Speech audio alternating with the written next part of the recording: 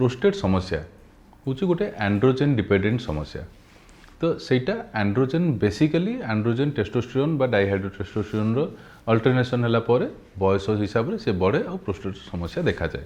वंशगत होगा पई जेनेटिक्स काम करे। तो definitely there are some genes किछि जीन्स अच्छी जोड़ा कि प्रोस्टेट रो एनलार्जमेंट पई भी हेल्प करे आउ प्रोस्टेट रो कैंसर हेबा पई मध्य कारण थाए। तो जेनेटिक अल्टरेशन जितेबले हुए सेटा पीढ़ी दर पीढ़ी जाई पारे।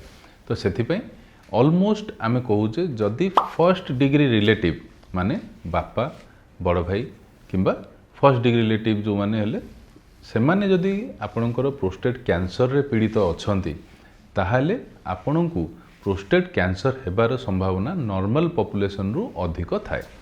अधिक माने दुईटा जिनस थाए। एक तो होची जल्दी हेबार संभावना थाए। माने जदि नॉर्मल पॉपुलेशन रे 50 55 60 रे जो डिजीज होची सेटा आपनकु 40 45 वर्ष रे हेबार संभावना थाए।